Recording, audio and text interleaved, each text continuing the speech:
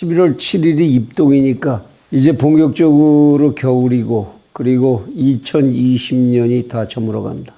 남맥에 남맥을 거듭하고 있는 대한민국의 모습은 그러나 어느 가닥 하나를 제대로 잡아가지도 못하는 채 또 이 연말을 어수선하게 보내야 될 것 같습니다. 채널 24K 하석영의 단도직입입니다.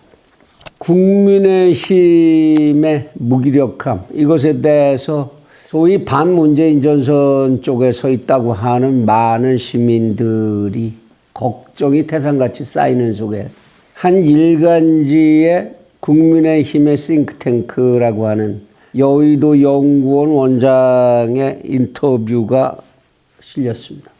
그 제목을 보면 반문, 내로남불만 외쳐선 정권 못 찾아온다. 이렇게 기자들이, 편집 기자가 이렇게 제목을 뽑았는데요. 그 내용을 좀 읽다가 하도 기가 막혀서 다시 한번 이 국민의힘, 이 정당의 비판, 이걸 또 하지 않을 수 없겠다. 그런 심정이 됐습니다. 이 기사 내용 중에서 핵심이 되는 부분을 먼저 좀 읽어드리고 시작을 하는 게 좋겠는데요. 지상욱이라고 하는 여의도 연구원장이 이런 얘기를 했습니다. 정책과 이념 성향을 분석해 보면 현재 더불어민주당이 중도 보수에 가깝다. 나 이거 이 사람 뭘 보고 이런 얘기하는 건지 첫 번째 읽다가 도저히 이 글귀가 제 머릿속에 들어오지를 잘 않습니다. 뭘 보고 이런 얘기를 할 수 있을까? 당초 우리 영역을 민주당이 차지하고 우리는 더 오른쪽으로 밀려버린 것이다. 그래요? 중도 보수라도 제대로 뭘 했는데 그게 자기 자리였다라고 그럽니까? 생긴 지 며칠이나 됐다고 이 당이. 그리고 당 노릇 한 적이 뭐 있나요? 이 당이 정강정책 지금 내놓은 게 뭔데? 국민 기본소득제 뭐 하고 뭐 어쩌고 이런 거였는데 무슨 중도 보수였는데 거기를 민주당이 차지를 했다? 그리고 우리는 더 오른쪽으로 밀려나 버렸다? 오른쪽 어디로 뭘 해서 가셨는지. 전통적 지지층 중 15% 정도가 저쪽으로 빠졌다. 어느 쪽으로 누가 어떻게 빠졌어요? 뭘 보고 합니까? 이렇게 잘 알아서 그래서 그 선거 그렇게 잘들 하고 그랬습니까? 그러니 때로 중도 보수보다 더 왼편으로 가서 개혁적 정책을 내세워야 한다. 중도 보수보다 더 왼쪽으로 간다. 무슨 얘기입니까? 중도 보수보다 더 왼쪽이면 우리가 일찍이 공부를 한 적이 있습니다만은 자본주의, 사회주의, 공산주의 뭐냐, 중도 뭐냐 이거 공부한 적이 있습니다만은 중도 보수보다 더 왼쪽으로 간다면은 사회주의 정당이 돼야 된다. 그 얘기하는 거 아닙니까, 그럼? 그러려면 책임지고 희생하면서 공동체를 지키는 보수의 진짜 가치를 되살려야 한다.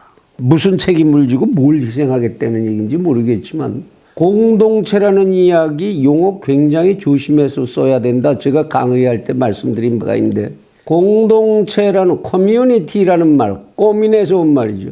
이 말은 원래 공산당들의 용어입니다.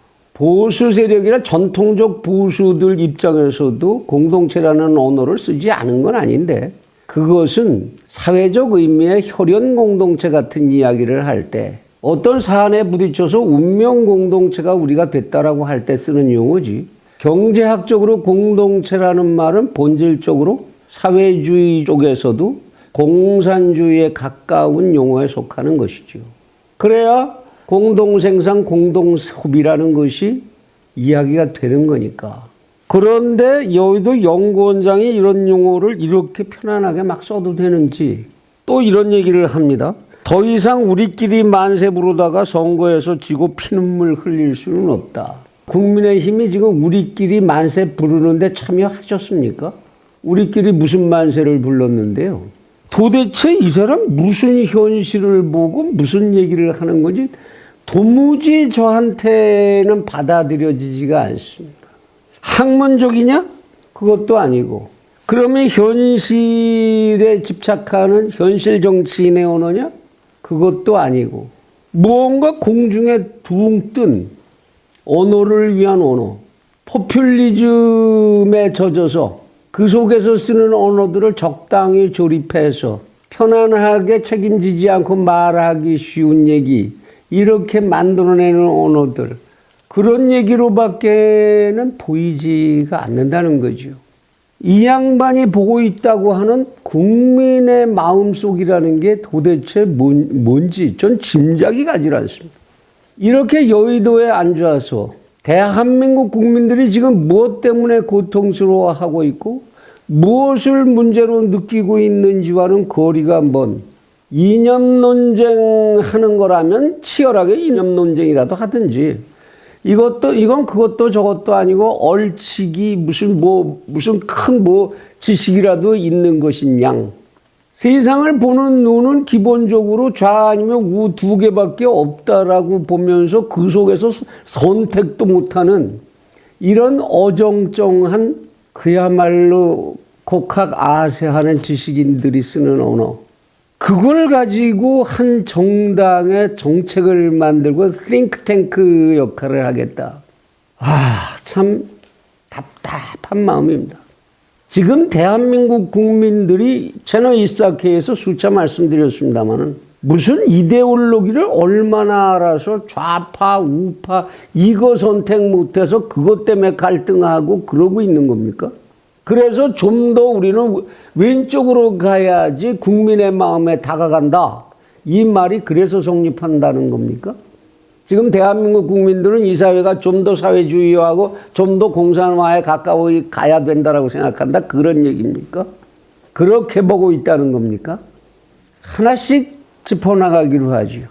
지금 이 나라의 정치 현실에 대해서 대한민국 국민들이 지금 분노를 느끼는 측의 국민들이 그 분노의 뿌리가 어디서부터 오느냐? 거기에 좌우의 논쟁이 있습니까? 그건 집권층의 독선과 부조리, 부패, 무논리 이것에 대한 분노예요. 거기에 무슨 좌우의 해석이 필요합니까? 조국이부터 윤미향의 추미애까지 이어지고 그 사이사이에 들어가 있는 정치적인 부조리함, 아니 박원순 시장이나 오거돈 시장이 시장직을 내놓게 되고 거기에 대해서 성추문에 대한 사과하라 이런 얘기 속에 무슨 거기에 좌우의 문제가 있습니까? 그 좌파적 해석 다르고 우파적 해석 다른 문제입니까? 지금 현재 옵티머스 라임 사건 이 난리를 치고 검난이 일어나고 이 난리를 치는 데에 좌파의 이야기가 있고 우파의 이야기가 있다는 얘기입니까? 국민의힘이 이러한 사건들에 대해서 명백한 자세를 보여주지 않고 전 국민적으로 분노의 뿌리가 되어 있는 권력의 탐욕과 부패와 불신과 부조리와 이것에 대항하지 않는다는 데 대해서 국민들이 국민의힘에 대해서 분노하고 있다는 것, 그걸 아는 게 그렇게 어렵습니까? 당신들에게 있어서 그것은 같은 정치인 동료들 사이의 정치적 사건이라서 별것이 아닌 것으로 보이는 겁니까? 직접적으로 얘기해서 추미애 법무장관과 윤석열 검찰청이 대립해서 싸우는 속에는 추미애 법무장관이 그 권력으로 무언가 속칭 쉴드를 커버하려고 하는 정권적인 불법성, 부조리, 부패 그 문제가 들어있는데 그것을 윤석열이가 파헤치려고 그러다가 보니까 이런 싸움이 붙은 것으로 보고 여기에 대해서 국민의힘은 도대체 왜 이렇게 오불관원하는 것 같은 한 발짝 떨어진 자세를 보이느냐. 이게 국민들이 국민의힘에게 묻고 싶고 분노를 일으키는 뿌리라는 거 그거 모릅니까? 경제 얘기해 볼까요? 선거 때마다 경제를 어떻게 끌고 갈 어떤 방법이 서지 않을 때 무조건 어떻게 해서든지 적자 재정으로 모든 문제를 풀어가려고 하는 그런 포퓰리즘적인 그리고 대한민국의 경제를 붕괴시킬 것 같은 그러한 현 집권층의 무책임한 경제정책, 무조건 약자 편을 위해서 만든다고 하면서 만들어내는 현실의 기초도 알지 못하는 부동산 정책, 아이들이 학교를 다니면서 무엇 때문에 방황하고 대한민국의 교육은 어느 쪽으로 가야 하는지 방향조차 잡지 못하고 하향 평준화말을 오로지 지향하면서 흘러가는 교육정책. 학교의 교단이 완전히 양분화되면서 학생들까지 가운데서 방향을 잃고 방황하는 파괴되고 하는 교육정책. 그것이 단지 좌파 우파의 문제일 뿐입니까? 그래서 국민의힘은 이런 문제들에 대해서는 전혀 할 일이 없다 그런 얘기입니까? 그래서 지금 그렇게 모두 팔짱 끼고 몇몇 가까스로 체면 세워주는 국회의원들 그 이름에 얹혀서 피켓이나 들고 쫓아가는 국민의힘, 그것이 그래서 당신들이 하는 최선이다 그 얘기입니까? 거기다 채찍을 들고 나서는 국민들에게 기껏 돌려주는 얘기가 우리가 덜 좌파가 돼서 그러냐 이런 반문입니까? 심지어는 요즘에 국민의힘이 오히려 그따구 소리까지 하대요.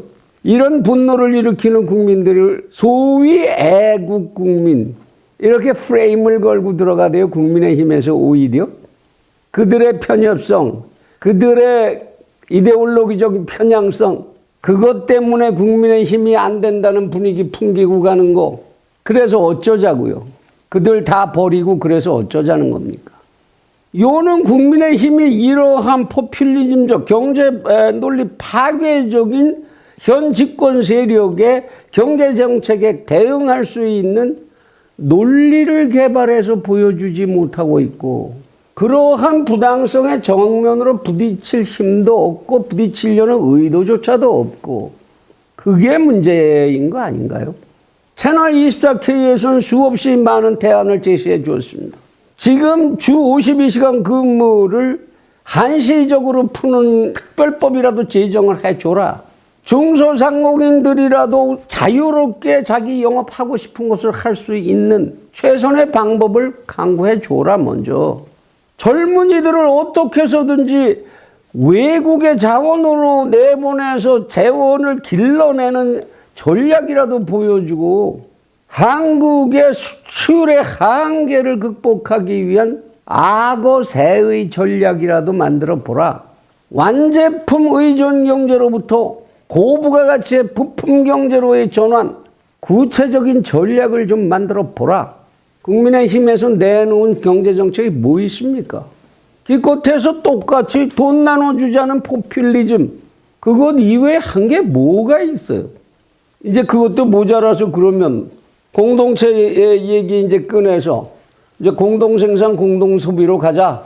아예 정강정책 그렇게 바꿀 작정이십니까?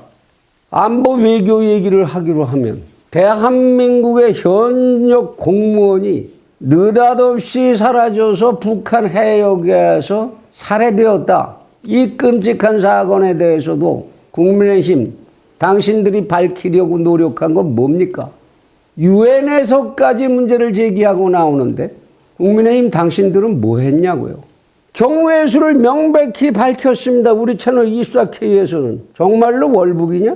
세상에 해상으로 32km, 그것도 해류가 역류하는 시점 골라서 월북하는 그런 미련한 월북도 있냐? 실족? 실족을 한 사람이 32km 헤엄쳐서 가서 북쪽 해역에서 부유물 위에서 잡혀가지고 소각당하냐? 그럼 남는 건 나쁘게 의심을 왜 버리느냐라고 분명히 채널 24K에서는 지적을 했습니다. 그들이 우리의 방위태세를 점검하고 한미 군사협력체제를 체크하기 위한 수단으로서 얼마든지 있을 수 있는 합리적 의문 아니냐. 왜 그 의문의 포인트를 뭉개버리느냐. 국민의힘은 어떤 가정을 하고 있습니까? 그래서 월북과 실족 중에 둘 중에 하나라는 얘기입니까? 뭡니까? 한국의 군대가, 한국의 군인들이 병영 안에서 스마트폰을 가지고 못하는 짓이 없고, 노름부터 시작해서 기강은 해이해질 대로 해이해지고 조직은 파괴될 대로 파괴되고, 국방부 장관의 말은 국방을 위한 것인지 국방 정치인의 이야기인지 분간이 되지 않는 말을 쏟아놓고, 안보특별보좌관이라는 대통령의 보좌관이라는 사람이 백주대낮에 세미나에서 중공의 품에 안기는 수밖에 없지 않느냐는 결론에 도달할 수밖에 없는 얘기를 쏟아내도 국민의힘은 거기에 대해서 무슨 반응을 보였습니까? 뭘 했어요?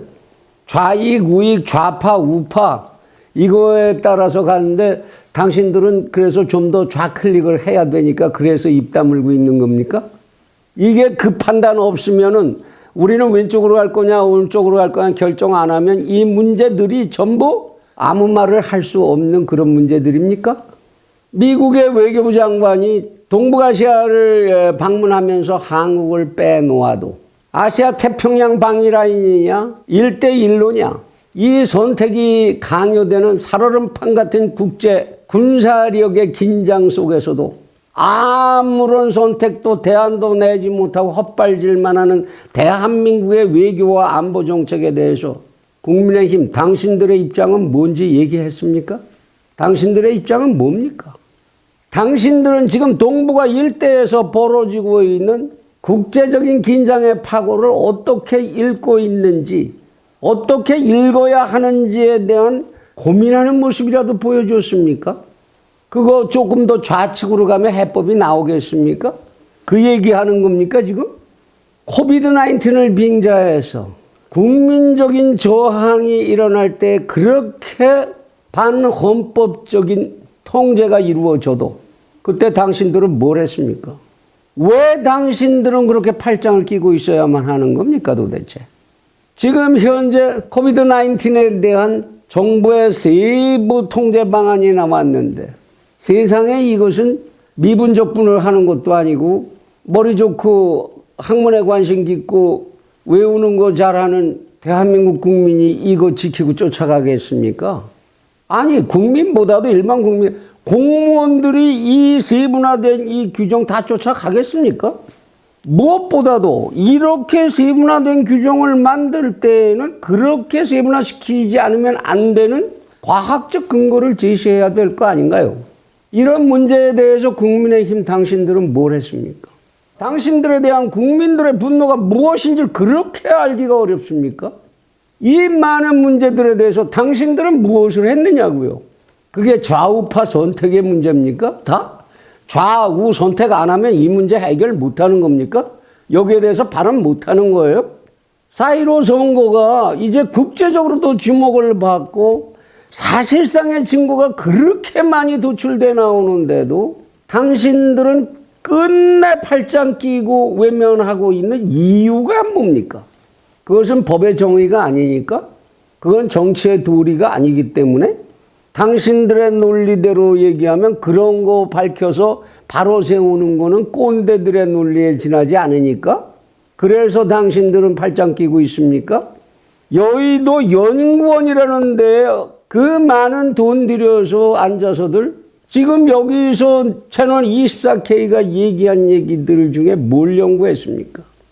저항하는 국민 세력들과의 연대는 모든 문제는 원내에서 해결해야 한다는 의회 민주주의에 반하기 때문에 그래서 안 되고 그리고 나선 그 다음에 뭡니까? 원내에서는 절대 의결 정족수 가지고 싸울 수가 없으니까 안 되고 그럼 원내 왜 아무 곳에서도 아무것도 안 되는 거네요.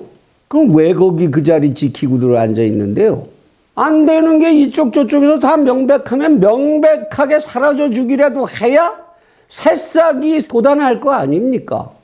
의회 민주주의 지키느라고 반정권적인 저항 국민들하고는 연대 못하고 그들을 위해서 나서주지도 못하고 점잖게 언어를 가지고 풀어야 하는 의회 민주주의, 원내 의회 민주주의 지키시느라고 원내에서는 의결 정족수 한계를 어떤 식으로 극복하지도 할 생각도 못하고 그리고 선거에 도의를 지켜야 하니까 부정선거 시비 같은 불복 정치는 하시지 않아야 되고 그 남은 게 그래서 이제 남은 게 호남으로 달려가야 되겠구나. 노총으로 달려가야 되겠구나. 이제 그것만이 남았다 그 얘기입니까? 그것만이 답이라면 당신들 없으셔도 돼요. 상대편에서 다 할 거 아닙니까? 그것만이 답이라면. 도대체 자기 자신들이 무엇 때문에 있어야 하는 존재들인지 그 정체성조차도 스스로 세우지 못하는 모습, 그것에 국민들이 분노하고 있다라는 것, 그거 하나 깨닫는 게 그렇게 어렵습니까? 그 많은 공부들 하시고 그 좋은 자리들 다 거치시고 그 많은 현장에서 검증 거쳐서 국회의원들 되시고 그러셨다면서 당신들이 없어도, 당신들이 없으시다면 오히려 전혀 새로운 곳에서 새로운 싹이 돋아나지 않을까. 앞으로 얼마 남지도 않은 시간 속에서 그런 강박에 쫓기고 있는 가슴 답답한 국민들이 엄청나게 많이 밤잠을 설치고 있다는 것을 잊지 말아 주시기 바랍니다.